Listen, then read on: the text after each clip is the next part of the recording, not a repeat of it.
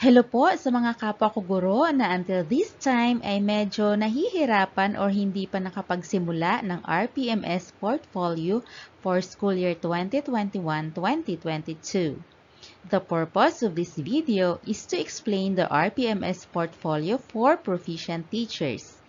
I will try to explain each objective po sa abot ng aking makakaya upang makatulong sa kapwa ko guro na proficient teachers din. As much as I can, I will provide a sample required MOV or yung MOV ko mismo ang gagawin kong sample if it's already available. Today, we are going to focus only on RPMS portfolio for proficient teachers.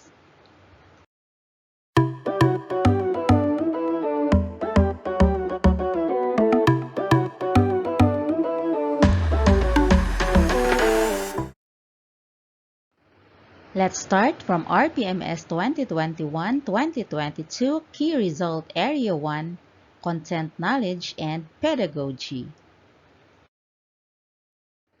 Objective 1. Applied knowledge of content within and across curriculum teaching areas.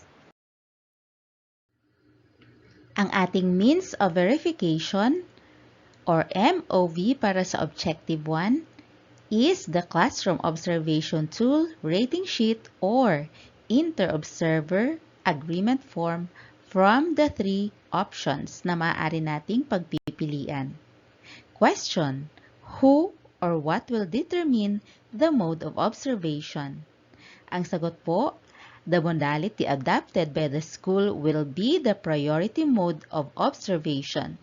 Meaning kung ano po ang applicable na mode of observation sa bawat teacher ay yun po ang gagamitin. It is very clear that our MOV for Objective 1 is only the COT rating sheet if isa lang po ang nag-observe sa atin or Inter-Observer Agreement Form naman if two or more ang ating observers. Ito po ang ating new COT rating sheet. It comes in 2 pages.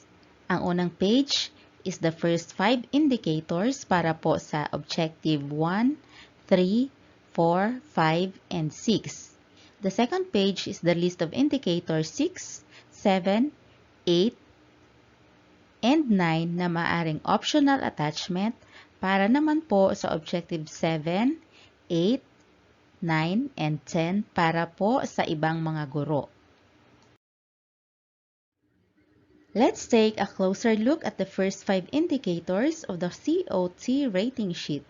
Indicator 1, apply knowledge of content within and across curriculum teaching areas. At ito na po ang ating magiging attachment or MOV for Objective 1, ang ating COT1 and COT2. I-highlight lang po natin ang Indicator 1 sa ating COT1 and COT2. Naka-indicate din po dyan ang ating makukuhang score or rating para sa unang objective. Ang nakikita nyo po ay blank form lamang since hindi ko pa po hawak ang aking COT rating sheet. For this objective, take note that we don't need to provide annotations.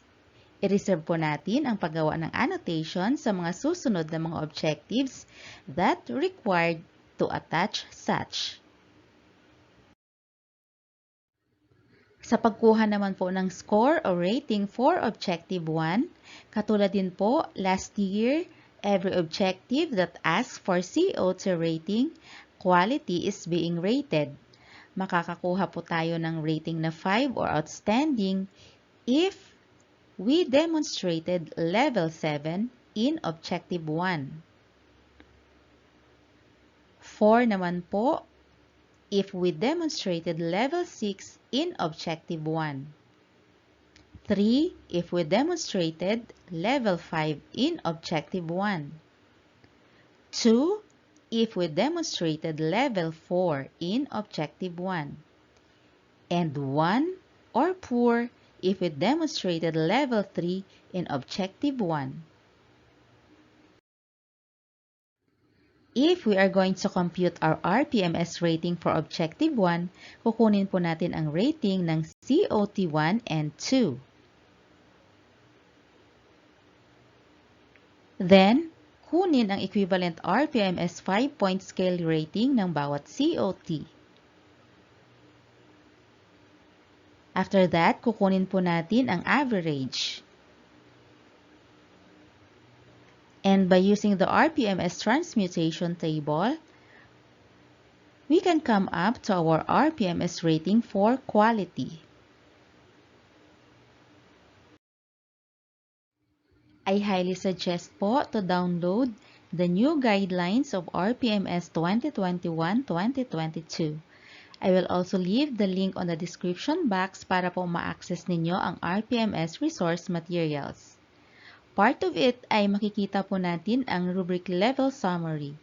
Sa rubric level of summary, maintindihan po natin kung bakit tayo binigyan ng rating na 7, 6, 5, 4, or 3 ng ating observer or rater. At ma-identify natin kung anong level label ng bawat rating ang ibinigay sa atin. Sa part naman po na ito ay mas lalo nating maunawaan kung bakit tayo binigyan ng rating na 7, 6, 5, 4, or 3 ng ating observer or rater based on different performance indicators. There is also a deep explanation about the different features of practice na ipinakita ng teacher, and of course, the definitions or clarifications of different terms na nasa RPMS tool for proficient teacher na maaaring hindi malinaw para sa atin. Basahin po natin upang mas lalo nating maunawaan kung papaano tayo nire-rate ng ating observer or observers. Again, this has been the KRA1 Objective 1 of RPMS 2021-2022. Thank you so much for watching.